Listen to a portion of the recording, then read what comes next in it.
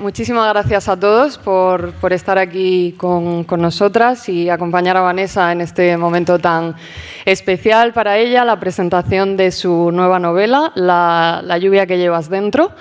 Una novela que todavía es un bebé, salió hace poquito, pero ya está reventando el mercado, ¿no? O sea que esta tarde, por primera vez, vamos a hablar de ella. Yo soy María, soy escritora y acompañaré a Vanessa durante todo el evento. Bueno, La lluvia que llevas dentro es la historia de Lola. Lola es una mujer que podría ser cualquiera de las mujeres que estamos aquí. Hay algo de todas en ese personaje. Es un personaje del que nos vamos a enamorar, no vamos a querer soltarla ni un momento y con el que nos vamos a identificar muchísimo, ¿no? Vanessa, ¿por qué contar la historia de Lola ahora? Bueno, ¿se escucha? Bueno, ahora ha salido, pero realmente la historia la narré hace ya casi 4 años, justo cuando terminó la pandemia. Y creo que contarla en ese momento y no otro lo pidió la propia Lola, ¿no? Porque Lola llevaba existiendo ya muchos años, pero de alguna forma había sido silenciada, creo que por mí misma.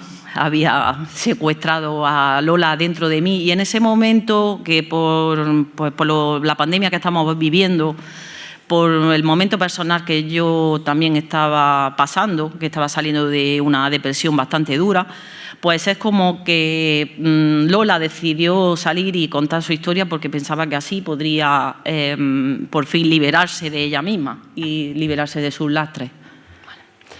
Se me olvidó decir, en cualquier momento podéis intervenir y además os animamos muchísimo a que lo hagáis con cualquier pregunta sobre la novela para Vanessa.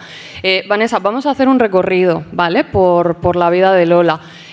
No vamos a hacer ningún spoiler para los que no hayáis todavía leído la novela. ¿Quién fue Lola de niña? A mí me gustaría leer un pequeño pasaje. Si no encuentro, que dice: al tiempo que llegaba el sonido de la última sílaba a su cabeza, la puerta ya se estaba cerrando y dejándola de nuevo sola en casa, sola en esa habitación sin cielo. Se deslizó por el filo de la cama y se sentó en el suelo, agarrándose las rodillas. Se apretó muy fuerte, quiso llorar y cantar en silencio, pero se dio cuenta de que si lloraba, mamá la escucharía y se pondría aún más triste. Voy a llorar. Sabéis que soy muy llorona algunos. ¿Quién era Lola de niña? Creo que Lola fue una niña no niña. Creo que desde muy pequeña, por circunstancias y por su propia personalidad, pues creo que nunca llegó a ser una niña. Y las veces que intentaba ser una niña, creo que no la dejaron o evitaron que fuese una niña. Entonces, realmente la Lola niña, al no haber existido o al no haber vivido esa infancia que tuvo que vivir, pues creo que pues sigue viviendo a día de hoy o que ha empezado a salir ahora, o que ahora es Lola la que está viviendo y no la mujer Lola y sí la mujer niña. Realmente la infancia de Lola es una infancia bastante dura y creo que en ese pasaje se ve perfectamente cómo Lola continúa siendo el resto de su vida, porque de alguna forma ella siempre evitó y sigue evitando, digamos, que los demás sufran y cuidar a los demás, ¿no? Y ahí se ve en esa escena en la que desde muy pequeña, ¿no? Porque creo que en esa escena... 94. Muy, muy pequeña, ya está cuidando de su madre cuando no tiene edad para hacerlo. ¿En qué momento se convierte Lola en una mujer? Pues como he dicho, creo que igual no se ha convertido en una mujer, sigo, ¿no? Porque sabéis que es una autoficción y tiene mucha parte de mí. Creo que Lola se convierte en una mujer muy pronto, porque como digo, creo que nunca llegó a ser una niña. Y desde el momento, especialmente en la adolescencia, creo que fue cuando realmente se convirtió en una mujer, y tal vez tenga esa coincidencia de convertirse con, no sé, con la menstruación, pero yo creo que incluso antes, porque en el sentido de que tiene que cargar con muchas culpas y con muchas cosas que no son de ella, pues creo que se hace mujer muy pronto. Y que se hace mujer en el sentido de que tiene que aparentarse una mujer y entonces digamos que crece, que corporalmente se desarrolla, que en las cosas que tiene que enfrentarse en la vida se desarrolla, pero a nivel, al plano emocional, no lo hace. Y creo que eso se sigue viendo en la Lola adulta, que de alguna forma pues no sabe gestionar las cosas y por eso se encuentra en el punto que se encuentra al principio de la novela. Lo contamos, está al principio de la novela, no vamos a hacer mucho spoiler, ¿no? Lola abre la novela frente a las vías del metro, planteando lanzarse. La vida de Lola está muy marcada por los viajes. ¿Lola está viajando, buscando, huyendo? Pues es una pregunta también muy difícil y creo que son las dos cosas a la vez. Que creo que en realidad al principio busca y ella se cree que está buscando, pero realmente lo que está haciendo es huyendo. Y cuando se da cuenta de lo que realmente está haciendo es huyendo, decide volver, porque piensa que por fin ha terminado el momento de seguir huyendo, porque de eso de lo que huye en realidad está dentro de ella misma, ¿no? Entonces no tiene sentido seguir huyendo y seguir escapando de sí misma, porque no porque la van a seguir persiguiendo allá donde vaya, por muy lejos que se vaya. Y aún así tiene la esperanza y sigue buscando, porque ese afán de aventura, de buscar y de que le surjan pues nuevas cosas, lo sigue teniendo, ¿no? Pero teniendo la conciencia de que nunca va a encontrar eso que está buscando, ni va a conseguir huir de nada. Lola va siendo un poquito mayor y uno de los primeros viajes que la marcan es a Hungría. No sé, sí, se escucha. Es a Hungría, pero Lola no se va sola, se lleva un lastre. Me llevo un lastre, sí, un lastre bastante grande, que de alguna forma no supe, porque hablo en primera persona, si es Lola. ¿Te llevas o se lleva? Sí, pues en parte nos la llevamos las dos, ¿no? Pero Lola se lleva ese lastre porque realmente no... Aquí es una pregunta también que habría que plantearse, es si Lola tiene miedo a abandonar o a ser abandonada. Y entonces Lola se lleva ese lastre, pese a que, pues eso, es un lastre y no le lleva nada, y, o sea, digamos que no le aporta nada. Ella siente que de alguna forma es un cargo en todos los sentidos, pero aún así sigue cargando con él. Y de alguna forma pues le da una seguridad que no necesita, porque ella la tiene ella sola. Entonces es bastante complejo eso. ¿De quién estamos hablando? Estamos hablando de... ¿Cómo se llama este lastre en la novela? En la novela se llama, se llama Jaime. Jaime es el personaje de Jaime, que realmente pues está mucho tiempo en la vida de Lola, y es un personaje que yo diría, bueno, eso habría que preguntárselo a los que lo han leído, que a la vez que está mucho tiempo temporalmente en la vida de Lola, pues pasa por ella sin como de puntillas, ¿no? Y de alguna forma no deja ningún tipo de huella en ella, pese al tiempo que ha pasado en su vida. Seguimos avanzando por la novela y llegamos a otro gran punto de inflexión en la vida de Lola, marcado como casi siempre por otro viaje. En este caso se trata de Portugal. ¿Quién hay allí esperándola? ¿Qué pasa allí? Pues allí cuando llega no hay nadie esperándola, solo hay una serie de malentendidos, o sea, Lola se va allí como se fue a Hungría sin saber el idioma, sin saber lo que esperaba. Además allí se fue sin saber el idioma pero mintiendo y diciendo que sabía el idioma. Entonces tuvo una serie de malentendidos bastante importantes hasta que se adaptó y realmente pues terminó encontrando su lugar en una ciudad muy pequeña. Y pues no había nadie esperándola, pero allí de alguna forma creó a su familia y llegó a encontrarse a ella misma y a valorarse en algunos aspectos que ella nunca se había valorado. Entonces, y de hecho, Lola, pues se puede ver en la novela que Portugal sigue siempre muy presente en ella, y si hubiese una segunda parte de la vida de Lola, se vería que siempre le quedará Portugal, porque Portugal es muy de Lola. Aprovechamos, ¿habrá una segunda parte de la vida de Lola alguna vez? Pues en parte espero que no. Si seguimos caminando por la novela, llegamos a Brasil, llegamos a Fortaleza, a Río de Janeiro, otro de los grandes encuentros de la vida de Lola, tanto con personajes como con personas, como con ella misma y también con el territorio, ¿no? con estos países. ¿Qué se encuentra Lola en Brasil?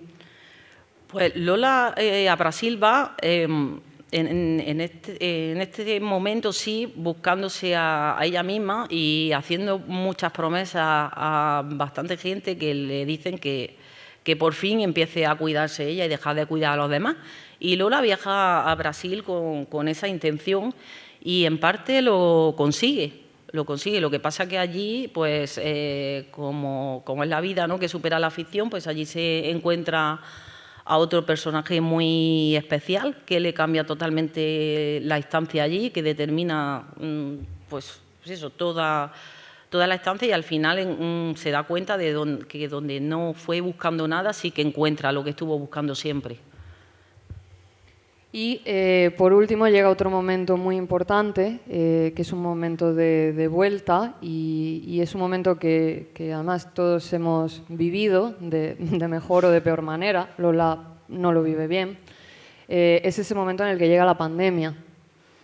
Sí, justamente vuelve, además que Brasil fue uno de los países más afectados por la pandemia, donde más muertos hubo, donde menos medios hubo para tratarlo, fue muy fuerte allí y parece como que cosa del destino ya sintió que, de hecho, lo dice la novela, que se podía haber quedado allí, que luego lo echa de menos, pero sintió que en ese momento era la hora de terminar esa búsqueda o esa huida. Y entonces pues se va cerca de su familia, pero resulta que donde pensaba que iba a estar más cerca de su familia y de su gente es donde más lejos se encuentra. Es un poco contradictorio porque, pues eso, justamente es donde se siente más sola. Porque tal vez cuando estaba huyendo y buscando cosas esperaba a encontrarlas o tenía esa esperanza de encontrarlas, pero cuando por fin se vuelve a sus raíces, vuelve a su hogar, vuelve a Granada y se da cuenta de que realmente no hay nada, pues ahí es donde entiende que nada tiene sentido, porque realmente al final ve que ahí es donde se da cuenta que estaba huyendo y de que eso que huía, al encontrar que esa nada, ese vacío, pues es cuando entra en esa depresión, en esa parte que ocupa, digamos, la segunda parte de la novela. ¿Cómo la gestiona Lola, sin hacer mucho spoiler? Pues no la gestiona bien. Para ella es un cambio en todos los sentidos, tanto en el ámbito laboral, pues ella está acostumbrada a dar conferencias por todo el mundo, a sentirse muy profesionalmente desarrollada y termina pues de trabajar en la universidad a trabajar en secundaria, que en principio pues, es algo muy diferente, tanto con el tipo de alumnado, ¿no?, porque en la universidad la gente va porque le interesa, en la secundaria no siempre. Termina un cambio de horario, se da cuenta que aquí no puede viajar, empieza la pandemia, para ella viajar supone mucho, se arrepiente muchísimo de haber vuelto, ve también que sus amigos, los amigos que tenía de la universidad, pues ya no están o se han ido a sus lugares, se encuentra sin amigos, se encuentra prácticamente sin familia o sin esos núcleos que ella tenía 13 años atrás. Y y aunque quiere seguir siendo fuerte para los demás, pues al final se desmorona. Y es lo que muchas veces le pasa a la gente que hace que es fuerte o que se supone que es fuerte o que la gente dice que es muy fuerte, pues al final de tanta carga que lleva encima termina cayendo por su propio peso, ¿no? Porque al final nadie es tan poderoso como para poder aguantar eso.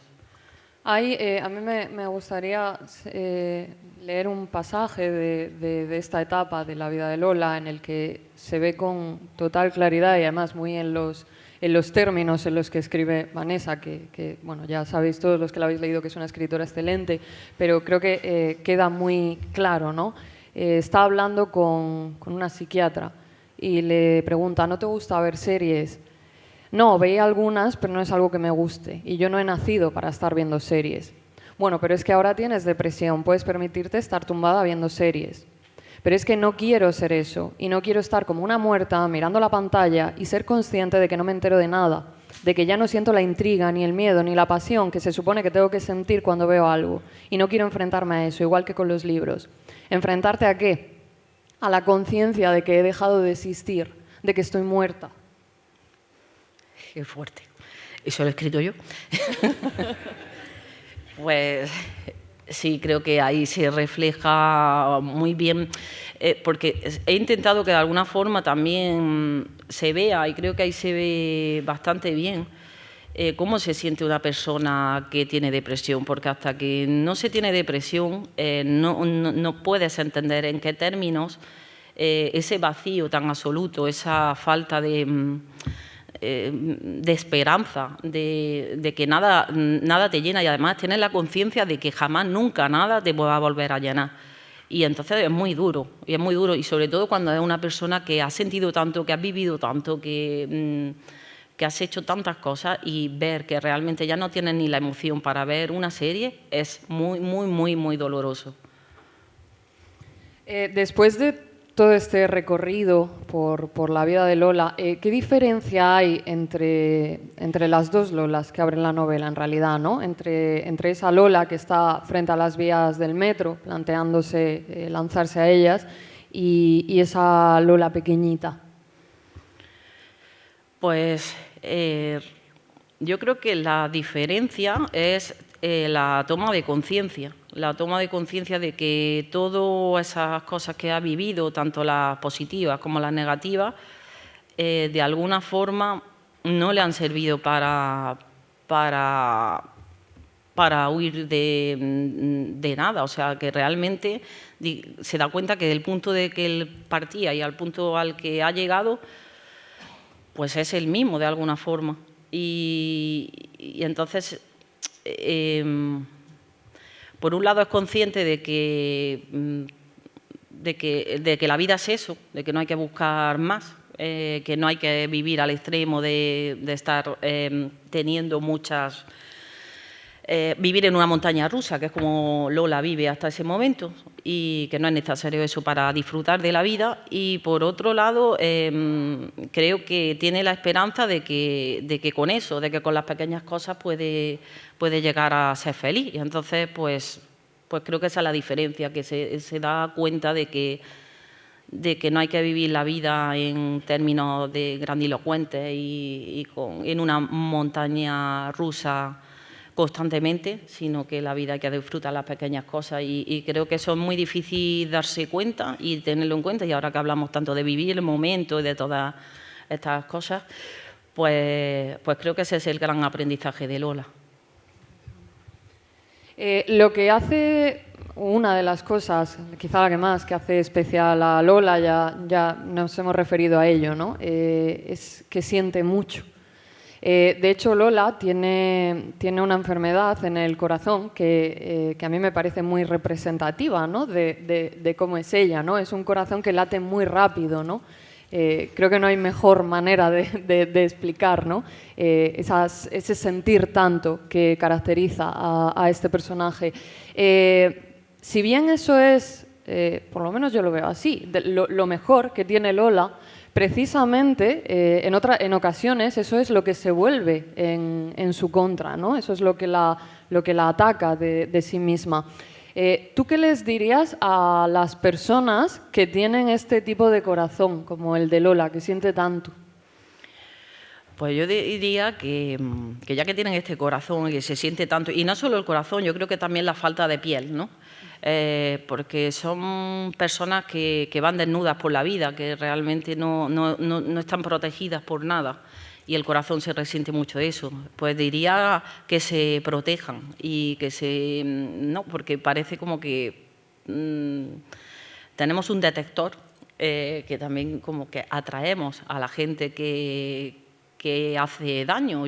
Bueno, creo que no es que la traigamos, sino que queremos salvarla y cambiarla y todo eso. Y entonces, pues es una pescadilla que se muerde de la cola. Entonces yo le diría que se cuiden más, que se quieran más, que dejen de pensar tanto en los demás y piensen en ellos mismos.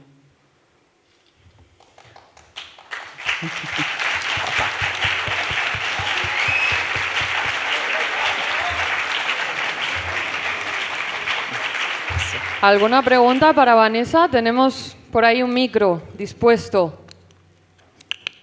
¿No? Pues sigo yo. Entonces, a mí me encantaría que fuese tan fácil, de verdad. Porque yo no soy ese monstruo que a veces sale de mí. Porque yo soy buena, tengo buen corazón. Pero este temperamento me hace aparentar todo lo contrario y eso me mata.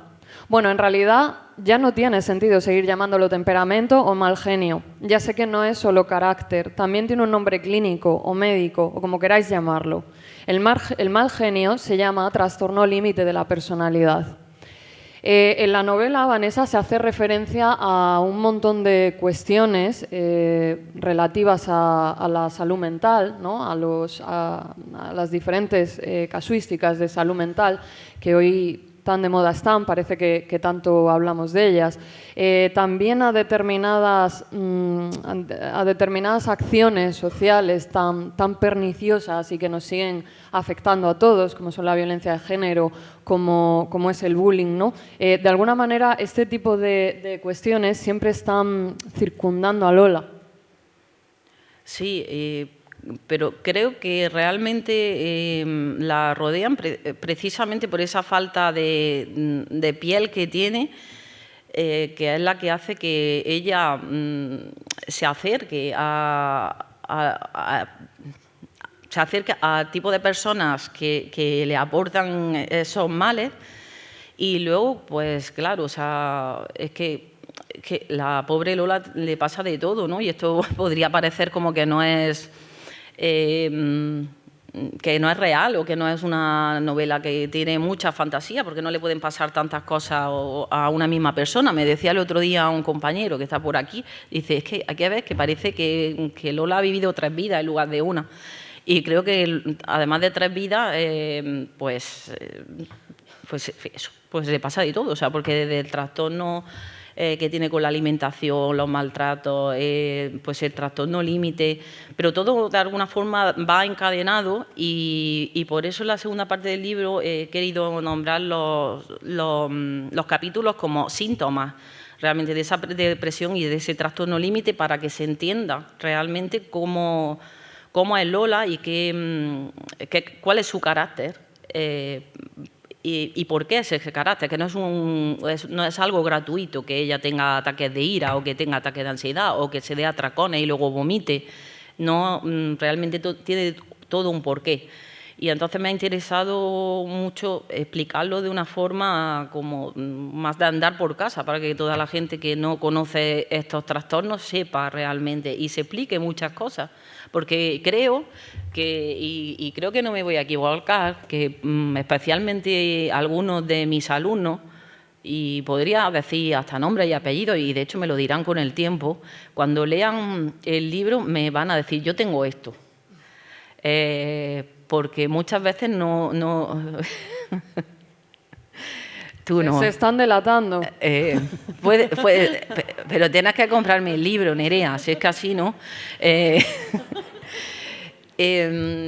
Porque muchas veces no entienden ellos y sienten mucha culpabilidad cuando pues hacen cosas mal, como se siente Lola, sobre todo cuando están en esa etapa que es tan difícil de la adolescencia y que Lola lo pasa tan mal.